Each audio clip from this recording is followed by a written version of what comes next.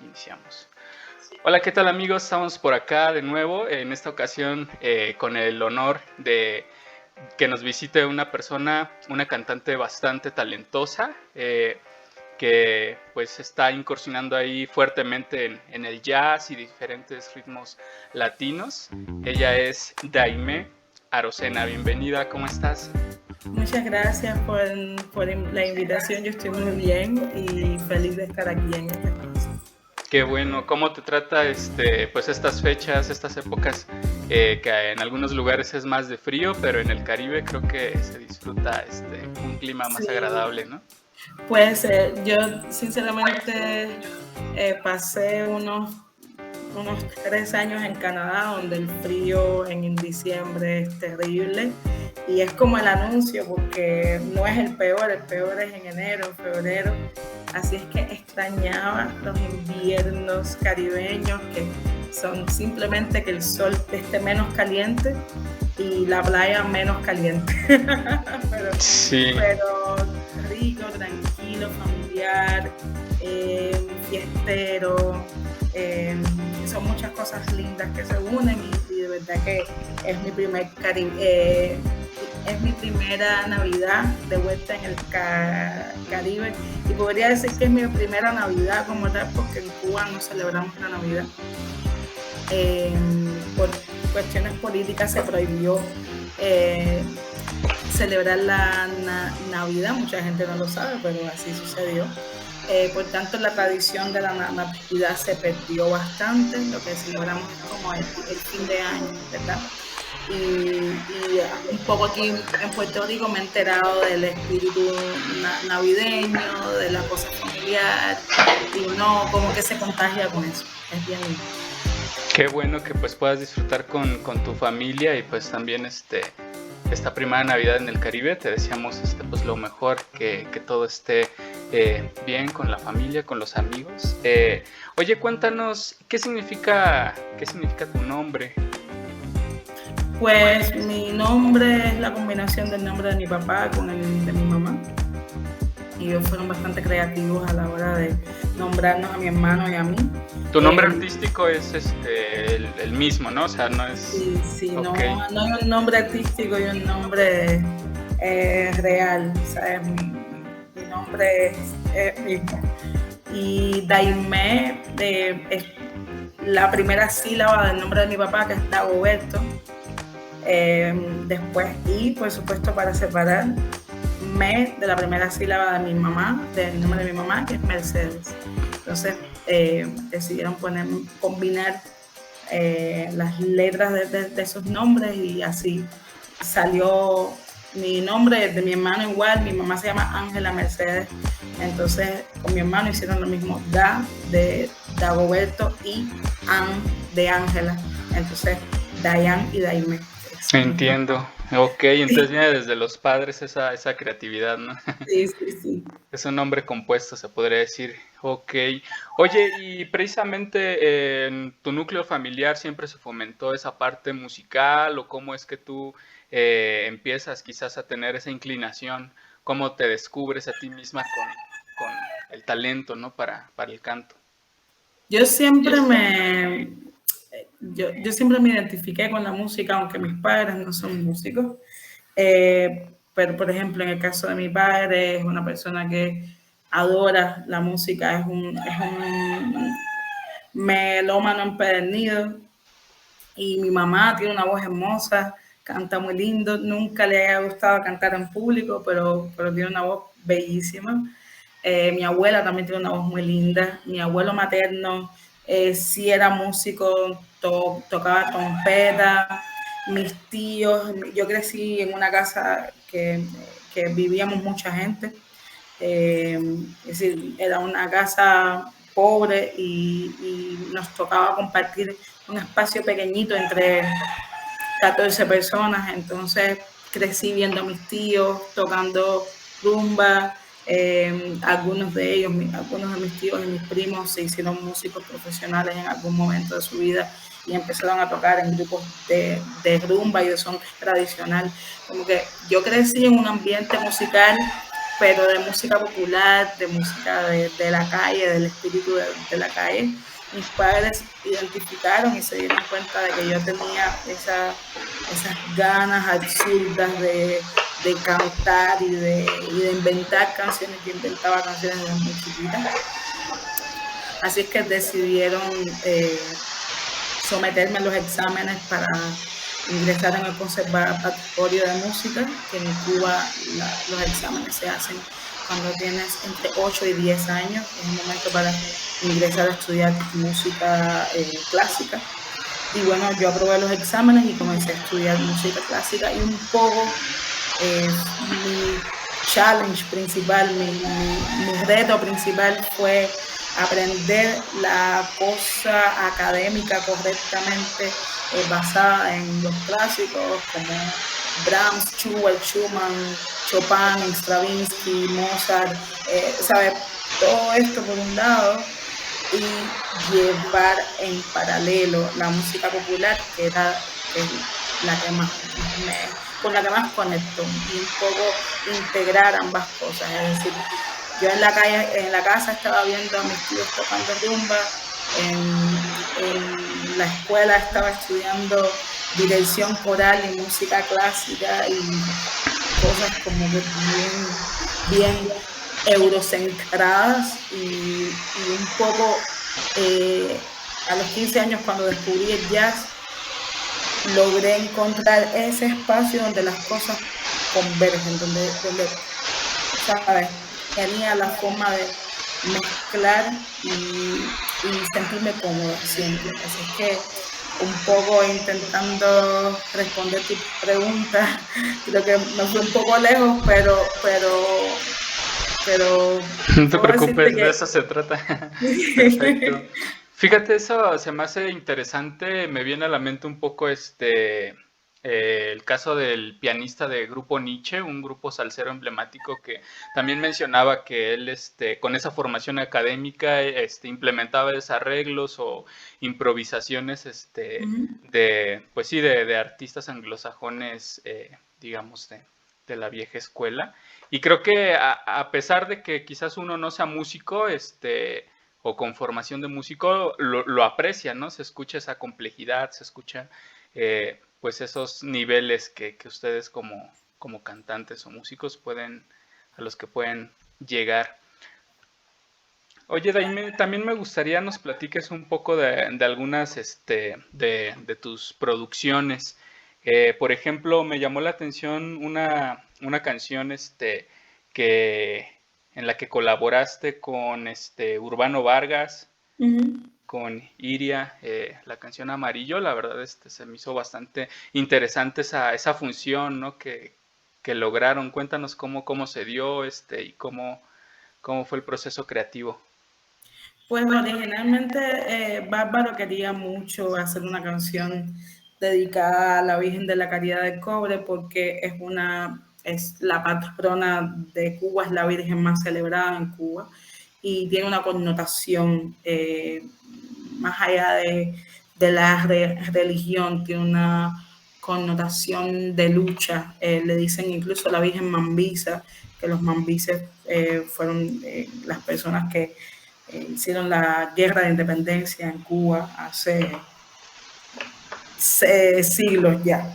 Por tanto, en estos momentos en los que vivimos en Cuba, un despertar de conciencia, porque no se puede hablar de que en Cuba la dictadura comenzó ayer, la dictadura lleva 63 años pasando, pero hoy los cubanos poco a poco hemos estado despertando ese letargo y de esa doctrina.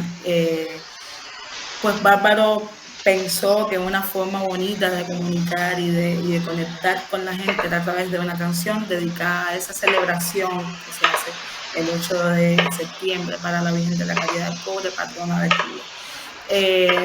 Por tanto, él originalmente se unió con Iria, que es una cantante finlandesa, que además es en Finlandia donde Bárbaro hace años radica, y ellos por su lado hicieron la canción. Ya cuando ellos me llamaron, un poco para incorporar esta cosa más folclórica. La canción estaba bien avanzada. Yo lo que hice fue ponerle un poco de ese misticismo y de esa tristeza, esa ternura que también puede significar la Virgen de la Caridad del Cobre en su sincretismo con la deidad Ochun, que es una deidad celebrada en Cuba también. Viene del panteón yoruba como tal, pero está criollizada, sincretizada. Nosotros en Cuba no somos yoruba, somos santeros. Por tanto, mezclamos los santos católicos con los orishas, y para nosotros pues es lo mismo hablar de San Lázaro que de Babalú Ayek, o de la Virgen de la Caridad del Cobre que de Ochun. Es como que son la misma cosa, son la misma persona, un poco, aunque conscientemente no son lo mismo. Digamos que representan espiritualmente lo mismo para los cubanos, y yo lo que hice fue buscarle ese color intermedio donde pudieran, coexistir esta cosa folclórica y afrodescendiente y negra dentro de un grito de libertad y de lucha a través de una estética religiosa. Ok, bastante interesante. Oye, me gustaría también nos platiques justamente, quizás para quienes somos un poco ajenos a esta cosmovisión religiosa, de la santería como tal. Tú, digamos que siendo originaria, pues digamos, de la meca de esta forma de ver la vida. Aquí, por ejemplo, en México también hay un movimiento bastante fuerte de esta parte, ¿no?, religiosa, e incluso con connotaciones pues políticas, ¿no? Que a muchos hay un libro que se llama Los Santeros del Poder, algo así me parece, que habla justamente de que muchos políticos han ido pues sí, a este tipo de rituales o ceremonias como para tener mejores resultados en las elecciones, etcétera. Entonces yo creo que actualmente pues esa creencia está bastante difundida y aceptada, ¿no? Pero quizás para alguien ajeno, ¿no?, a ese contexto, ¿tú cómo definirías, ¿no?, quizás a la santería? ¿Cuál es tu forma de verlo o de vivirlo? Bueno, aquí se unen muchos temas. Lo primero es que si vamos a la cuestión, a la matriz, a la etnia religiosa que viene de estas tribus africanas que llegaron esclavizadas a esta parte del mundo, pues suceden una serie de cosas, y voy a intentar resumir y ser clara, porque este puede ser un tema de que podríamos estar hablando Sí. días. Pero hay una razón histórica, social, cultural para que se satanicen y se estigmaticen todos los rituales y todos los cultos y todas las formas de espiritualidad que no son monoteístas o que no pertenecen al mundo occidental blanco o eurocentrado. Entonces, sinceramente no tendríamos que estar intentando entender ni hablar de este tema si no nos hubiesen hecho un proceso de colonización tan brutal y tan agresivo, no solo para con la cultura, sino también con la propia espiritualidad humana. Todos los humanos estamos conectados a un espíritu, a una cuestión ancestral, o a una cuestión, digamos, de elevación y de conexión, pero antes de la institucionalización del catolicismo, pues el mundo era politeísta. ¿Qué significa ser politeísta? Politeísmo es la persona que cree en varios dioses, la persona que asume que la lluvia es un dios, que el río es otro dios, y que qué sé yo, y que el viento es otro dios. Como que le da fuerza a los elementos de la naturaleza a través de deidades.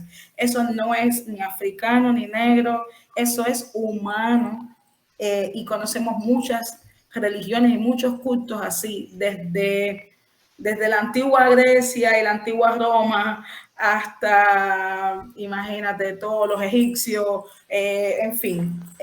Ahora, a nosotros se nos hizo un proceso de blanqueamiento, a nosotros se nos lavó el cerebro y se nos obligó a creer en un solo Dios. Esto es sin intención de herir el corazón de nadie, esto es historia y es como durante 2000 años han sucedido las cosas. Para cómo no fue de una forma bonita, no vinieron a decirnos, tú quieres creer en Dios, por favor, cree en Dios. No, a nosotros nos quemaron, nos mataron, nos mutilaron, nos ilegalizaron, única y exclusivamente por no compartir la misma fe. Entonces hubo un proceso que ha tomado siglos para que hoy nos estemos preguntando de dónde viene esa fe y esa espiritualidad, como que de dónde salió, cómo unas personas raras pueden creer en esto. Y para cómo nosotros los negros o afrodescendientes, pues nos tocó un proceso aún más duro, porque a diferencia de las personas nativas de Latino o del continente americano como tal, que tenían sus propios rituales, sus dioses y sus diosas y sus deidades, y eran politeístas también. Todos los incas, los aztecas, todo el mundo era politeísta. Por lo menos las personas que estaban en Latinoamérica o en América completa estaban defendiendo su tierra, estaban defendiendo sus raíces, pero a nosotros nos trajeron ya en condición de esclavos a esta parte del mundo. Ya estamos doblemente sometidos, por tanto, todo lo negro es siempre sentenciado de antemano, siempre es más visto, siempre se segregado, todo lo que luzca negro ya viene con una imposición de que eso está mal, de que eso no es lo que debes hacer. Entonces, ¿cómo sobrevive la religión o los cultos o las prácticas? Uno, a través del politeísmo en sí. ¿Por qué? Porque yo como politeísta, como negra, como santera, no tengo problema y coexisto perfectamente con Buda, con Shiva, con Alá, con Diosa. Yo no tengo problema con nadie, al contrario. Yo voy a todos los templos, yo interactúo con todo el mundo y no yo. Mis ancestros para atrás así lo hicieron. Por eso cuando vinieron a imponerle una nueva religión, ellos decían, para ti esa es la Virgen, mira, para mí esa es ocho, ¿sabes? Y eso, aunque pueda sonar como una cosa simple, no es una cosa simple, es la humildad de decir, no, tú lo entiendes de esa forma y yo lo entiendo de esta, porque yo estoy bien con eso, ¿sabes? Eso es una cosa. Y la otra cosa es que la religión sobrevivió sin iglesias, sin cultos, sin libertad de culto tampoco, sobre un sometimiento y esclavitud, sobrevivió única y exclusivamente a través de la música, y a través de la danza, y a través del tambor, a través de todo eso sobrevivieron los rituales, sobrevivió el idioma, sobrevivieron las danzas, sobrevivió todo. Entonces la cultura salvó toda la espiritualidad religiosa que pueda un poco adjudicársele a estas prácticas afroancestrales. Ahora, hoy recapitulando un poco a la gente que se olvida de dónde viene, que no conoce sus antepasados, que no conoce su mundo ancestral y que no tienen ganas de investigar tampoco, de buscar tampoco, pues se creen que las cosas caen del aire, que son por gusto y que son imaginaciones de uno. No, para nada.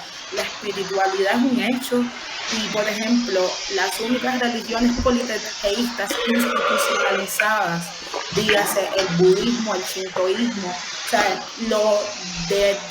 demuestran, si tú estás en conexión con tu espíritu, tú puedes llegar a donde tú quieras, tú puedes dejar de comer años y vivir, tú puedes, o sea, tu mente puede llevarte a donde tú quieras. Y estas religiones potencializan eso a través de la conexión con la naturaleza en sí, pero como todo está estigmatizado y segregado, pues la gente no lo entiende y tiende a rechazarlo.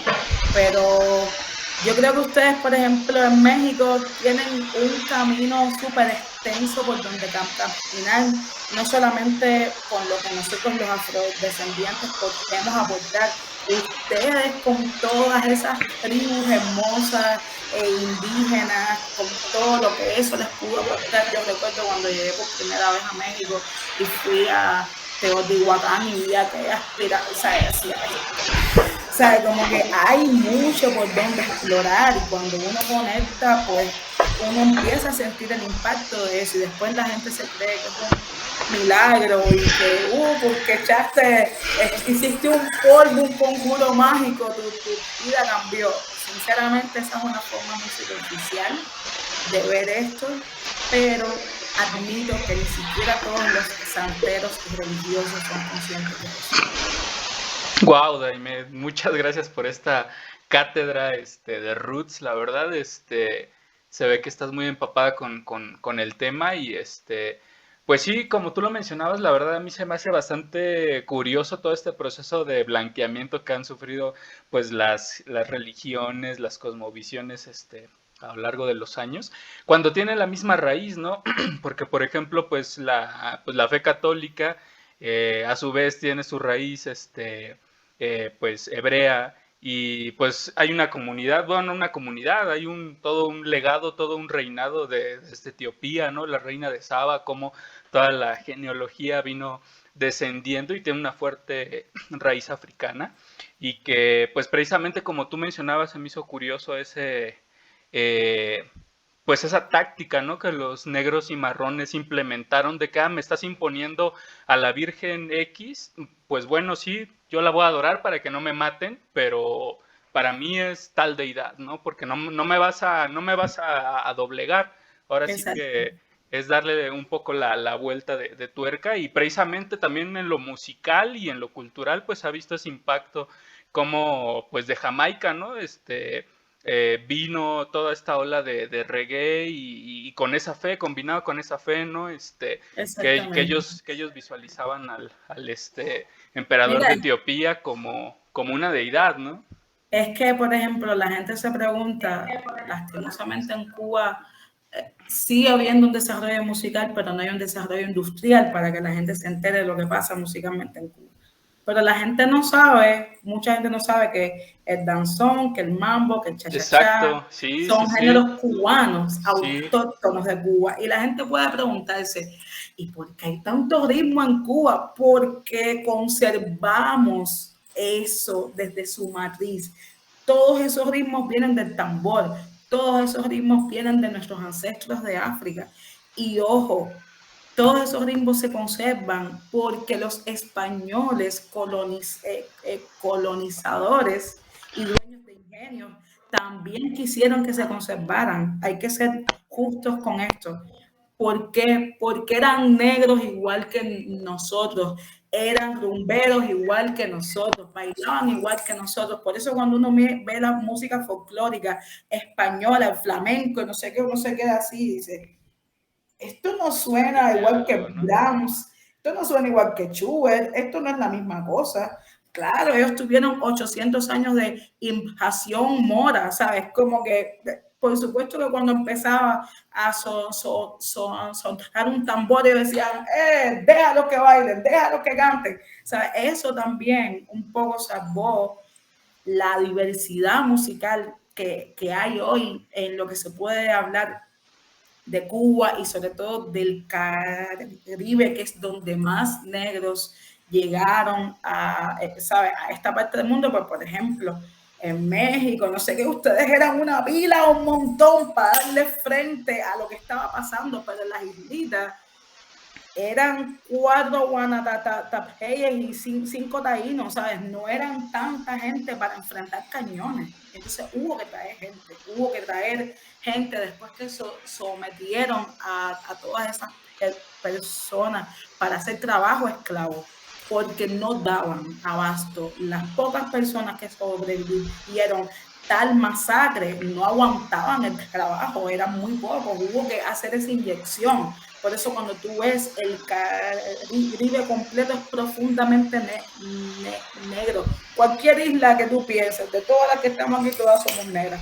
Algunas somos hispanoparlantes, otras son angloparlantes, otras son francesas, pero todo el mundo es negro. O sea, les tocó inyectar gente y por eso hay tanto ritmo también, tanta cosa, porque había música para hacer. Fíjate que en Trinidad y Tobago, por ejemplo, que se les prohibió el tambor, inventaron el steel pen. O sea, es como que esa gente necesitaba música para vivir, necesitaba música para sostener esa esclavitud que estaban viviendo. Y esa es la razón por la que, aunque seas o no seas religioso, yo digo que todos los caribeños debemos rendirle pleitesía a lo que ellos culturalmente nos dejaron, el legado profundo musical que nos dieron así para hacer música por siglos. O sea, vamos a seguir haciendo música por siglos gracias a esa gente.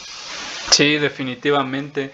No, Daime, de verdad que me sorprende también el background que tienes, digamos, filosófico, cultural, eso también, pues hace sentido, ¿no? Con tu música, con el contexto de tu música. Oye, y hablando precisamente de la negritud, una de las canciones, pues empapándome con tu proyecto, con tu música, que más me engancharon fue precisamente Negra Caridad. Cuéntanos de esa producción, la verdad, para mí, yo creo que es de esos ritmos que no puedes evitar bailar, sabrosearlos, ¿cómo se dio? ¿Cómo fue todo el proceso para crear esta canción? Pues yo sueño canciones. Independientemente de lo que te conté, que yo escribo canciones desde que era muy chiquita, desde que tenía poca conciencia, desde que aprendía a escribir o menos, ¿sabes? A mí se me ocurren canciones desde que era muy pequeña, pero después que empecé a vivir esta vida religiosa, pues empecé a soñar las canciones también. Que era algo que no estaba activo en mí y de pronto se activó. Y Negra Caridad es una de esas canciones soñadas, es decir, cuando te digo que la sueño es que yo escucho la canción en el sueño y me logro despertar y grabarla en el móvil o apuntarla, ¿sabes? Y al otro día... Oye, perdón que te interrumpa, pero ¿cómo se podría decir? Esa explosión creativa o ese sueño que tú tienes, ¿visualizas todo el tema o solamente una fracción y después tú lo trabajas? ¿Cómo es? Pues ha pasado indistintamente. Por ejemplo, Negra Caridad fue una canción que soñé completa de arriba abajo. ¿Cómo se llama? La rumba me llamo yo, fue una canción que soñé de arriba abajo completa. Para el amor cantar la soñé completa de arriba abajo. Hay canciones que no, hay canciones que sueño un pedacito, que sueño una frase, que sueño, o sea, y a partir de ahí ya después despierta conciencia, hago todo lo demás, ¿sabes? Como que hay canciones que vienen así, como hay canciones que olvido, hay canciones que cuando las grabo, como que estoy dormida a las 3:00 y pico, 4 de la... O sea, es como que estoy grabando con cualquier cosa. A veces al otro día, cuando las escucho, ya no las entiendo. Y, ¿sabes? Las pierdo, como que no soy capaz de conectar con lo que está grabado ahí y pierdo la idea por completo, ¿sabes? Pero no puedo decirte que siempre me pasa de la misma forma. Me pasa cuando me pasa y cuando pasa tengo que contar con la suerte de que mi yo despierto conecte con mi yo dormido, ¿sabes? Como que esas dos Daime se conviertan en una, ¿sabes? Y puedan reaccionar. Oye, Daime, y de esto se me hace bastante interesante. ¿Nos puedes contar o recuerdas, porque a veces los sueños pues son así muy, muy esporádicos, muy efímeros, pero casi siempre pues un sueño es como una película, ¿no? O sea, no es así como que un sueño auditivo. ¿Qué estabas soñando cuando, o sea, qué pasó cuando soñaste Negra Caridad? Pues sinceramente, yo soñé con la Lupe. ¿Quién es la Lupe? ¿La Virgen o quién? La Lupe es una de mis cantantes favoritas de todos los tiempos. Ok. Era una cantante cubana que, chacho, fue la primera cantante de la Fania, la primera cantante mujer de la Fania. Antes que La, Celia y así. sí, Ok. y la Lupe era hija de Ochun, estaba coronada. Ochun era una mujer que era un reguilete, así era como muy eléctrica, muy pasional. La Lupe popularizó la versión en español más famosa de Fever. Por Ok. ejemplo, ¿conoces esa canción? Sí, lo he escuchado. Sí, pues en la Lupe era santiaguera y cuando se fue para New York a vivir, que empezó a cantar con Mongo Santa María y todo esto, y cantaba jazz, pues empezó a mezclar esta jerga y esta cosa latina, esa cantaba inglés con un acento muy marcado, latino, así, y se hizo muy popular, muy famosa. Fue la primera artista fue la primera cantante de salsa y de música, en ese tiempo era Latin Jazz, en hacer Madison Square Garden, ¿sabes? Como que vendió varios discos de oro, en fin, sigue siendo un referente para la mayoría de los cantantes y los músicos, que tiene una forma muy interesante de interpretar. Alguien dijo una vez que la Lupe era una actriz que cantaba, o sea, era como muy, o sea, ella te mandaba las canciones directo al pecho, así porque como que se emocionaba mucho, era muy pasional, pero bueno, mujer de pasiones al fin, no era lo suficientemente organizada para controlar sus pasiones, y en este mundo también hay que tener mucha cabeza y ser muy inteligente.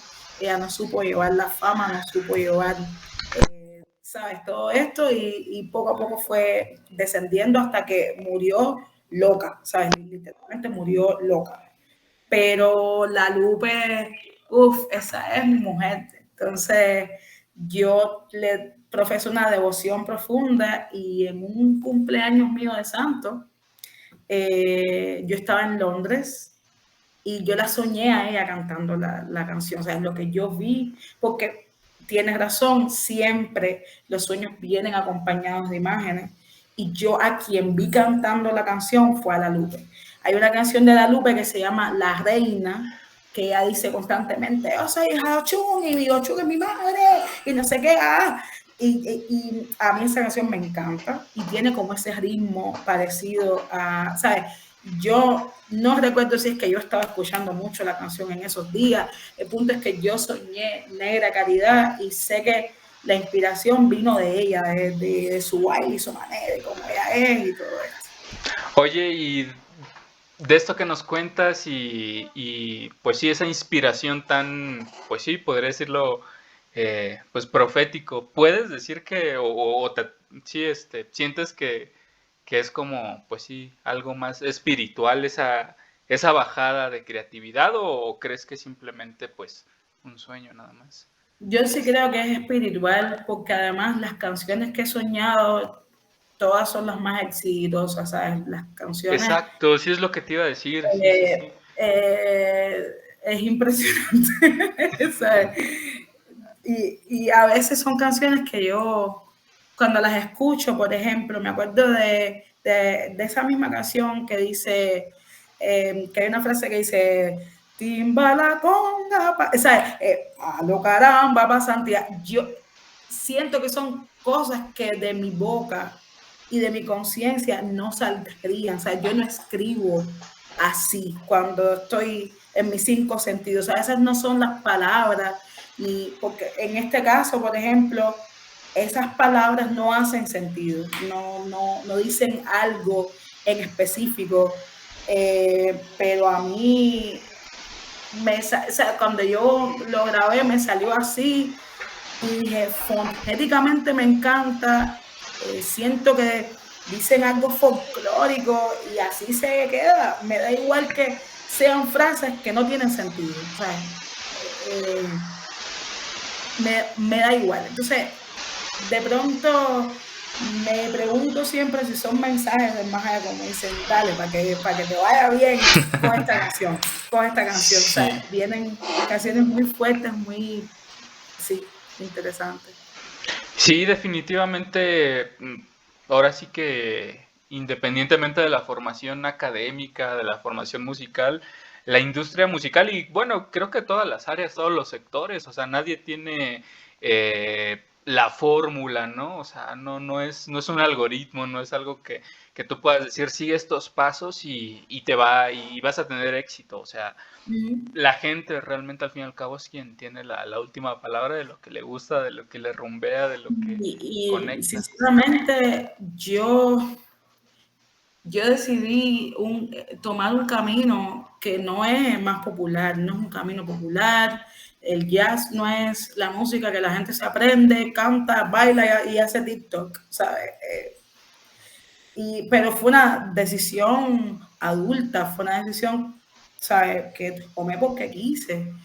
Y la realidad es que a mí me sorprende que Negra Caridad, que La Rumba Me Amo Yo, sean canciones de referencia, ¿sabes? Que la gente las baile, que la gente las ponga en sus reels y en TikTok, ¿sabes? Que la gente se aprenda el solo, ¿sabes? Que haya tanta gente que se sabe los solos, así yo a veces me sorprendo porque siento que los jazzistas, pues, nos autoaislamos en una burbuja de, ¿sabes? Y la gente un poco que nos consume, también nos consume para alimentar su propio ego, para decir, yo consumo buena música, yo escucho a fulano de tal, ¿sabes? Como que yo, ¿sabes? No solamente es que les conmueve, sino que también un poco es más, yo siento que es más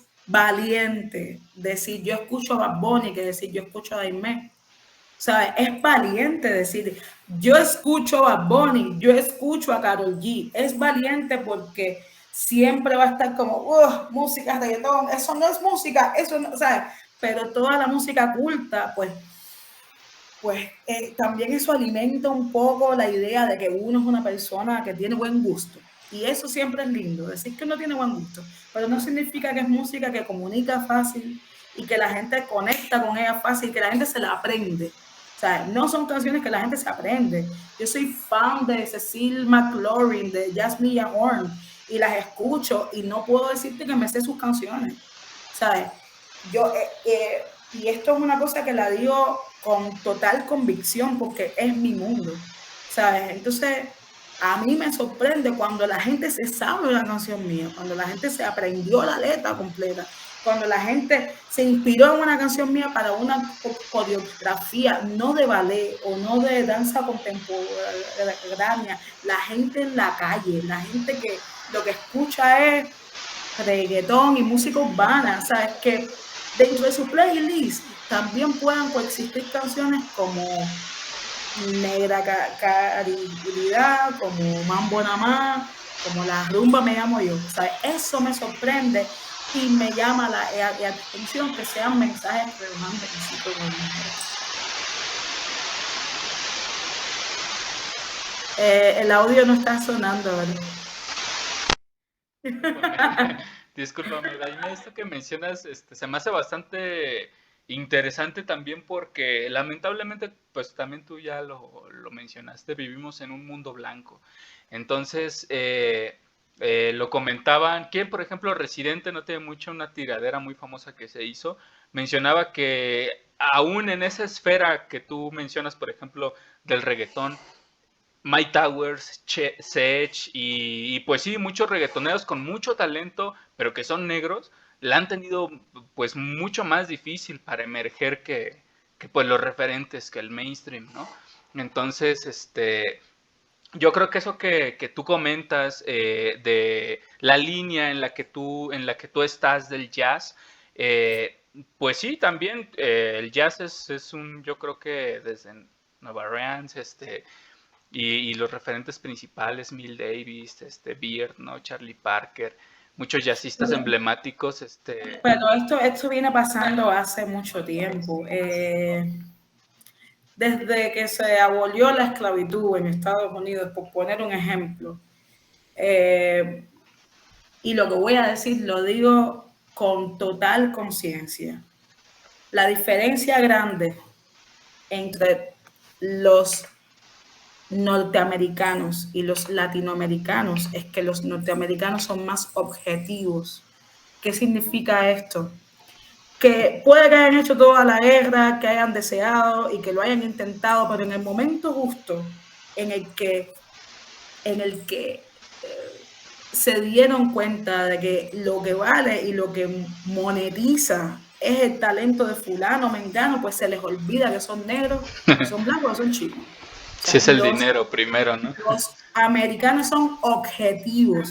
Dicen, esta persona canta, a mí me da igual que sea negra, rubia, amarilla, verde, azul oscura, me da igual. Ella es la que yo quiero. Esta persona es talentoso, me va a dar dinero, pues me da igual. Esa es la razón por la que cuando tú piensas en la industria musical americana, es profundamente negra. Pero cuando piensas en la industria musical latina, es profundamente blanca.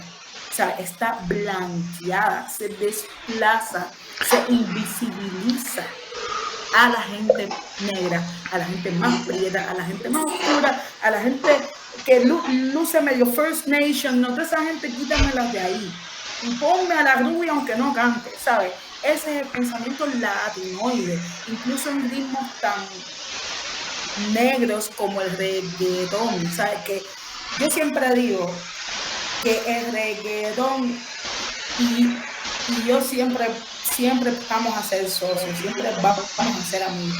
Sí, hasta en el Porque nombre, ¿no? O sea, la raíz es reggae. el reggaetón tiene la misma esencia, la misma matriz que la Danza. rumba y que el jazz. O sea, yo no puedo odiar al reggaetón porque somos hijos de la misma madre, ¿sabes?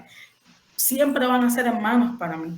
Ahora, como es un fenómeno latino, latinizado, pues tiene ese problema, invisibilizar a los negros, visibilizar a los blancos. Entonces, siendo totalmente, ¿cómo puedo decirte?, pragmática y clara y Objetiva, sí. responsable de lo que digo, la industria latinoamericana es 200 veces más racista que la industria norteamericana, aunque no nos Sí, guste, aunque nos duela admitirlo. definitivamente. Sí, Daime, estando yo en México como el patio trasero de Estados Unidos, o sea, sí, o sea, aquí ya ni siquiera, por ejemplo, en mi caso, o sea, siendo moreno, o sea, hay una segregación dura, o sea, hay un blanqueamiento muy, muy cabrón y ahorita está muy de moda el término whitexican porque, pues sí, hay mexicanos que son blancos y la verdad se ve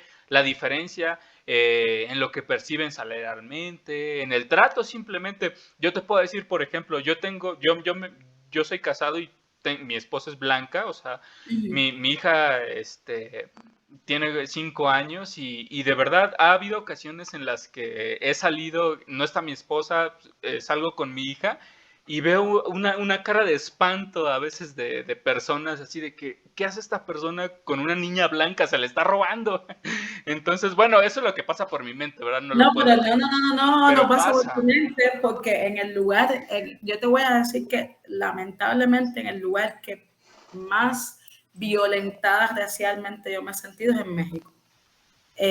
Y siempre me da terror salir a la calle, me da terror. O sea, yo en México me siento mejor. Yo siento que en México tengo que lucir como que tengo dinero para que la gente sienta que soy gringa, que soy negra pero americana. Y entonces como recibir un trato un poco mejor, porque siempre, sí, y siempre tengo problemas, siempre.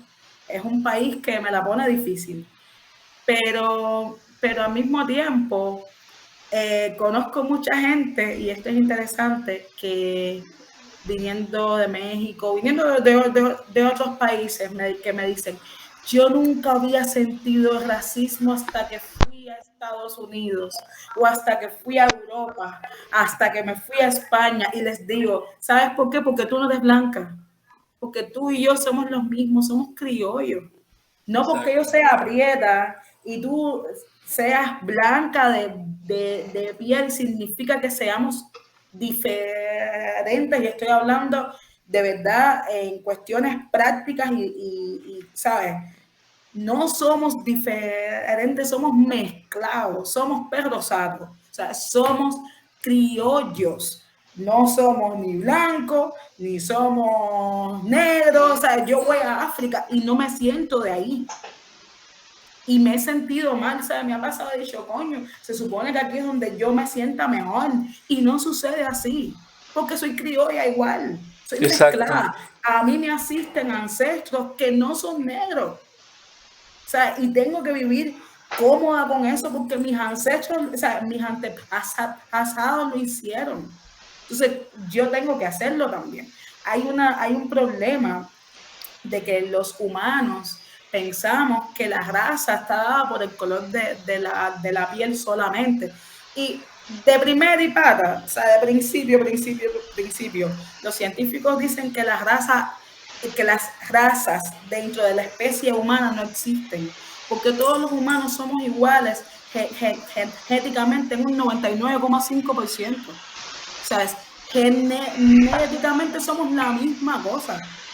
Sin embargo, ese 0,5% de diferencia entre unos y otros parece pequeña, pero no lo es, porque genéticamente un ser humano es igual a un chimpancé en un 98,5%. Por lo tanto, hay mucho que entender de nuestra propia genética y Exacto, de la nuestra biología, ¿no?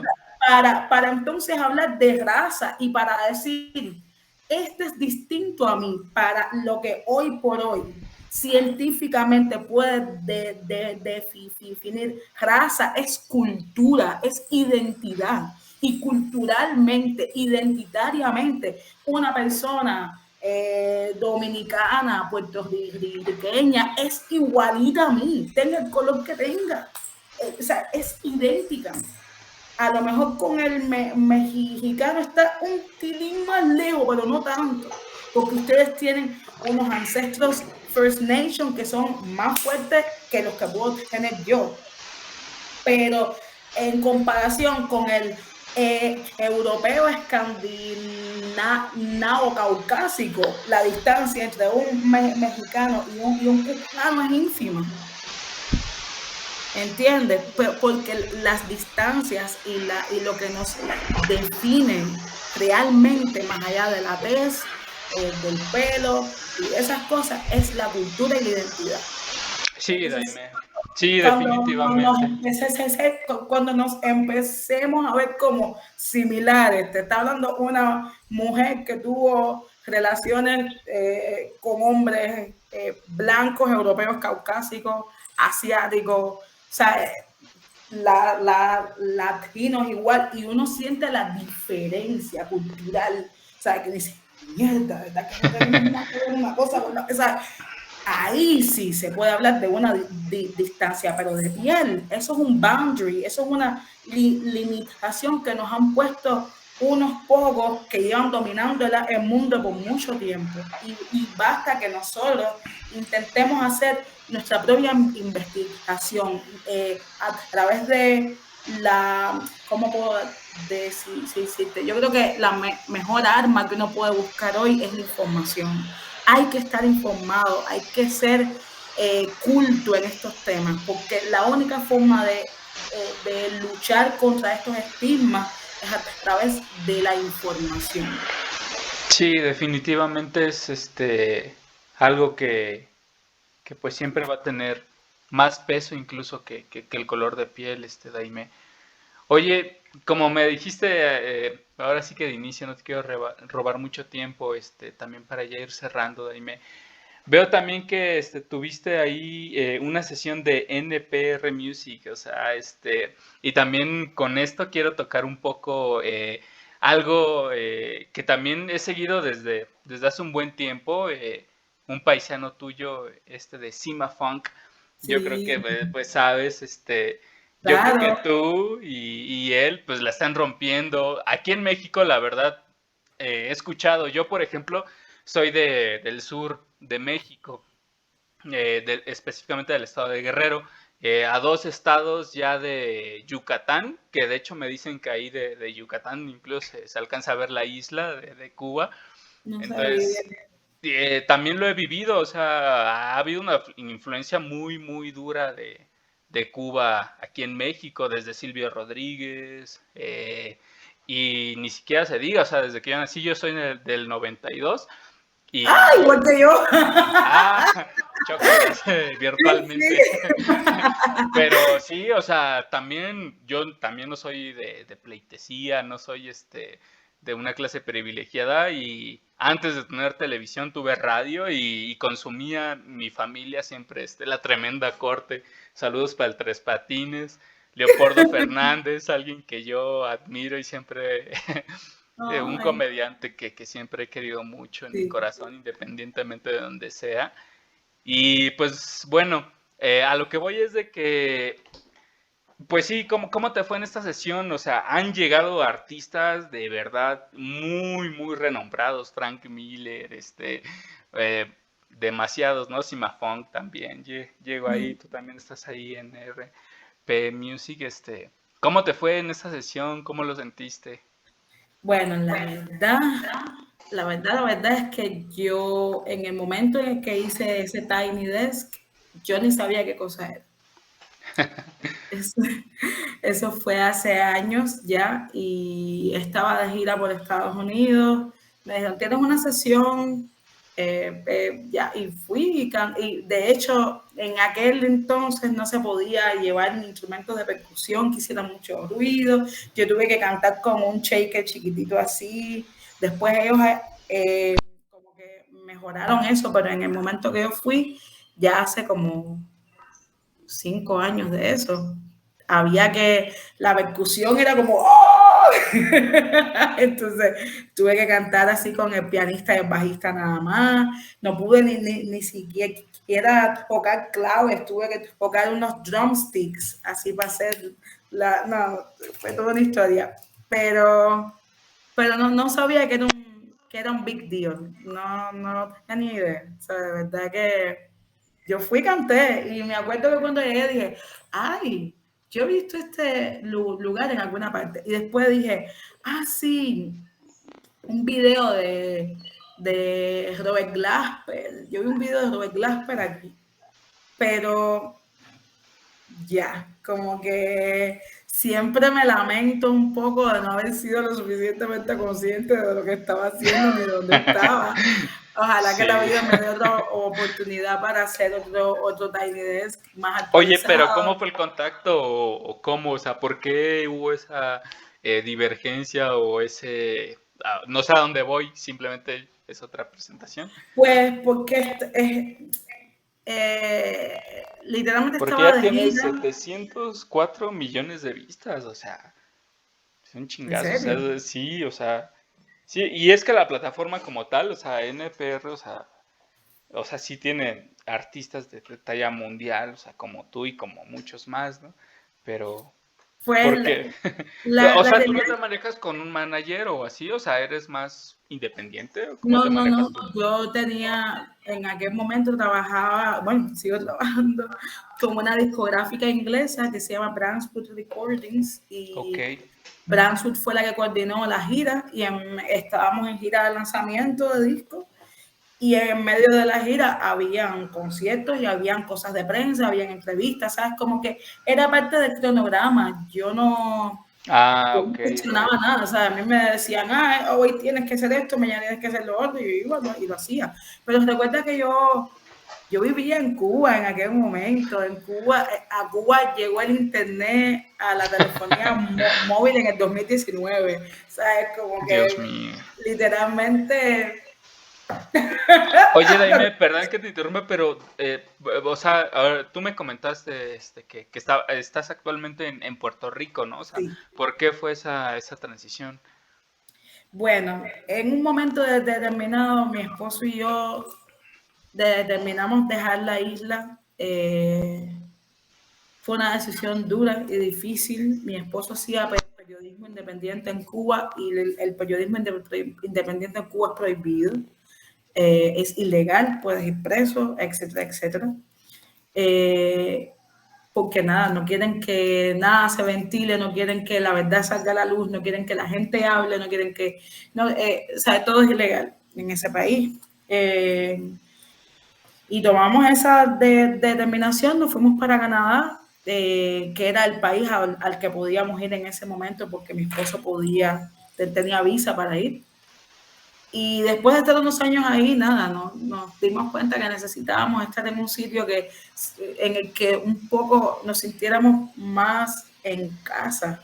Porque Canadá es de estos países que está lindo de lejos, ¿sabes? Sinceramente. Está lindo para un caribeño que necesita la playa, que necesita la luz del sol, los gallos cantando, ¿sabes? Para un caribeño, Canadá se empieza a poner deprimente, más cuando estás haciendo un exilio, cuando estás dejando tu país sin la posibilidad de poder regresar, cuando el invierno dura 8 meses y todo se pone gris y la nieve casi que te tapa. O sea, es como que literalmente nosotros necesitábamos encontrar un lugar que nos recordara a Cuba, ya que no podemos vivir en Cuba. Y ojalá que eso no sea para siempre. Yo tengo la esperanza de que a partir de este despertar que está teniendo la isla, gracias al Internet, que está ayudando mucho a cambiar la mentalidad del cubano y a darle poder para por lo menos empezar a exigir sus derechos, pues Sí.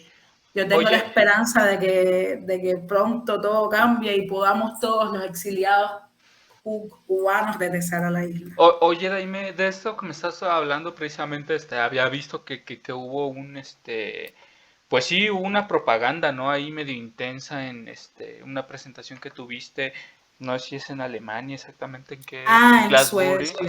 en Suecia exactamente, o Sí, sea, ¿estás exiliada de Cuba? O sea, bueno, si se puede hablar de este tema, sí, sí. ¿qué Es pasa? O sea, una, se es un me hace algo impresionante, ¿no? De que un artista tenga una antipropaganda en su propio concierto, ¿no? Se repartieron volantes, flyers.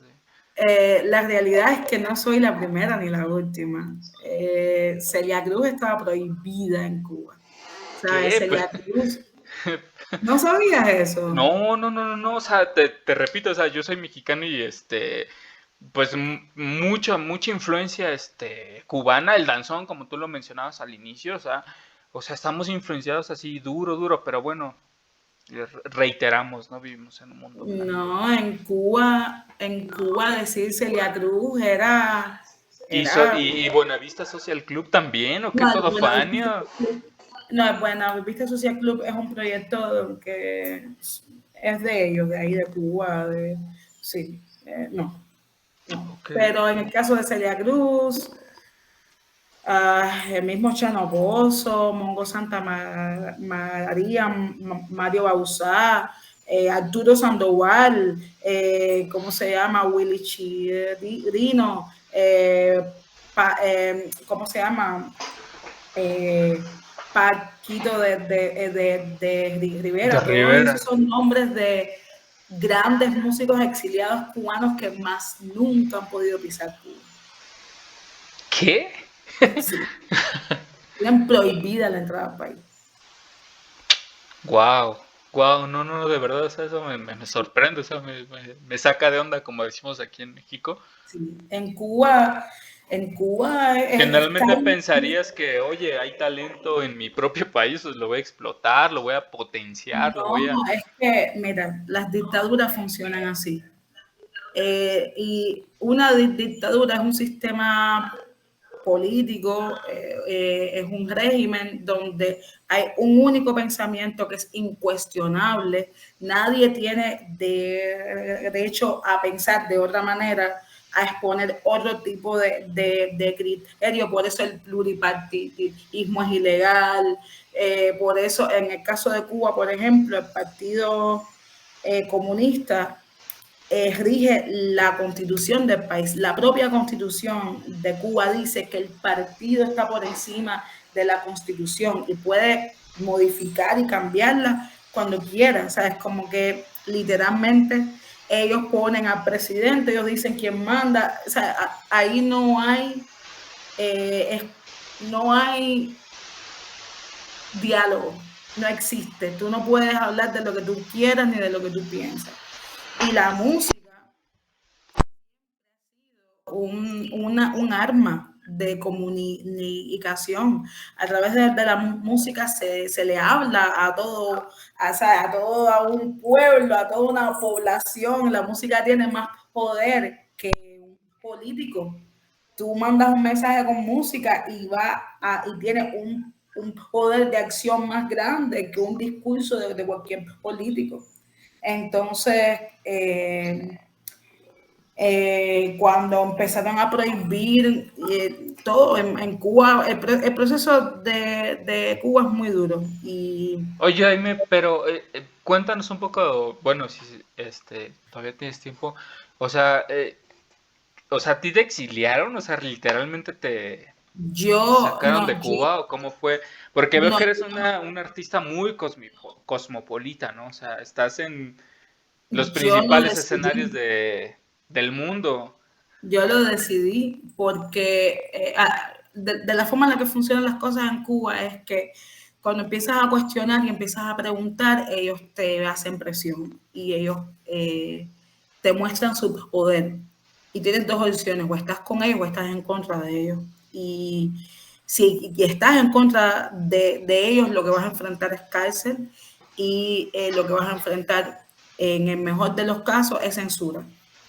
Y yo no estaba dispuesta ni a ponerme de su lado, como se han puesto tantos artistas, ni tampoco a enfrentarme a la censura y en el peor de los casos a la cárcel, como le ha pasado a tantos artistas. No sé si tú lo sabes, pero artistas como Pablo Milanés, por ejemplo, que falleció hace poco, Pablo fue a campos de concentración en Cuba. Y en el momento en el que, y nada, hubo un momento en el que decidí, ¿sabes? Como que uno empieza a ceder y cada quien es libre de decidir qué quiere hacer y cómo quiere proyectarse. Yo no estoy aquí para criticar a Pablo ni criticar a nadie. De hecho, Pablo muchas veces habló de la situación de Cuba hasta que decidió ya viejo, mayor, irse. Pablo ni siquiera fue enterrado en Cuba, Pablo está enterrado en España. ¿Sabes? Porque al final de la vida tampoco pudo aguantar eso, ¿sabes? Pero hay mucha gente que sí, que no les importa, que con tal de vivir un poquito mejor que la media y coexistir, pues ceden. Yo no estaba para ese chantaje, pero tú sabes que cuando te vas, tú te estás autoexiliando. O sea, cuando eres un artista como yo, que tiene visibilidad y tú le plantas frente a la dictadura, tú te estás autoexiliando. Sí, definitivamente, o sea, y es muy triste, ¿no? O sea, que tú, creo que tú lo dijiste, no sé, Aunque, aunque en Cuba existe el destierro, en Cuba hay gente que ha sido desterrada también, o sea, que ha sido sacada del país no por su voluntad y que tienen prohibido regresar. No, y Pero cuantísima gente no está muriendo en el mar, ¿no? O sea, por querer salir, o sea, porque no hay otra opción, porque no te sí, están dando. principalmente ellos le tienen miedo a la gente que tiene visibilidad. ¿Sabes? Si tú tienes visibilidad y estás en contra de ellos, lo que te toca es exilio o lo que te toca es que ellos mismos ¿cómo se llama esto? Te Te saquen exilien, fuera. sí, te banen, sí, exacto. Sí, justamente te quería preguntar si tú tenías conocimiento, y no dudo que lo tengas, de este personaje que también ha estado, pues, aquí en México al menos, ha influido mucho en la música regional mexicana, Obi. Es mexicano y como que pues sí, ahora sí que transicionó el viaje cubano, ¿no? De Cuba hasta Estados Unidos. Entonces, Yo no conozco mucho la música de Obi, pero sí sé que ha hecho varios statements, así como planteamientos con respecto a la dictadura, y eso a todos nos cuesta lo mismo, ¿sabes? Eso nos cuesta literalmente lo mismo. Tú sabes que cuando te tiras a hacer una cosa como esa, no vas a poder entrar más al país. Funciona así. Ellos funcionan así. pues qué triste, de verdad, de escuchar esto. Daime, no te quiero robar mucho tiempo, de verdad, ahorita lo que hemos platicado creo que da para muchísimo más tiempo. Yo te invito a que continuemos platicando, de verdad que creo que eres una mujer con muchísimo background, tanto cultural, musical y en muchos Ojalá que nos contextos. encontremos por allá por México en algún Sí, claro que momento. sí, o sea, yo encantado. De hecho, mira, para ir cerrando ya esto, ¿qué les puedes decir a las personas que no te han visto en vivo? Porque yo creo que ver a un artista en vivo definitivamente es muy diferente, ¿no? A verlo en YouTube, a escuchar Spotify, lo que sea. Y definitivamente tu talento no se puede refutar. Entonces, ¿qué se puede esperar de Daime en vivo? Pues mis conciertos en vivo siempre son conciertos de mis canciones, de arriba abajo. Como cantante de jazz, no esperen de mí jazz standards, no esperen de mí boleros, no esperen de mí canciones tradicionales, esperen siempre música nueva y siempre música transgresora y música también que tiene muchos matices y muchos colores, pero sobre todo música original, ¿sabes? No versiono, no hago cover. A mí me gusta cantar las canciones que me pasan a mí por la cabeza, las canciones o las que me mandan de más allá. Así que, pero lo que sí van a vivir es un show profundamente sincero, comunicativo. Me encanta interactuar con la gente. Estudié dirección coral, así es que necesito que la gente cante, necesito que la gente me responda, ¿sabes? La gente en el público se vuelve parte del show, así es que eso también lo pueden esperar. Y pronto muchas cosas van a cambiar, pronto empezaré a tocar con otro tipo de banda, tendré otro tipo de show más, digamos, con más parafernaria, pero es que también es necesario empezar a leer los tiempos y a maximizar y expandir el mensaje que uno quiere dar de música y de amor personal, de conciencia, de identidad, que de pronto está tan difuso y tan escondido y tan enredado por ahí. Yo estoy ready para tirar la primera piedra, ¿sabes? A mí no me dan miedo los cambios, no me dan miedo los inicios, así es que viene otro show muy enfocado en la afrodescendencia y en el amor propio. Perfecto, muchísimas gracias, de verdad, o sea, simplemente porque no te quiero robar más tiempo, pero de verdad que he aprendido mucho a través de ti, de tu persona, de tu proyecto, de la música en general y de la visión del mundo.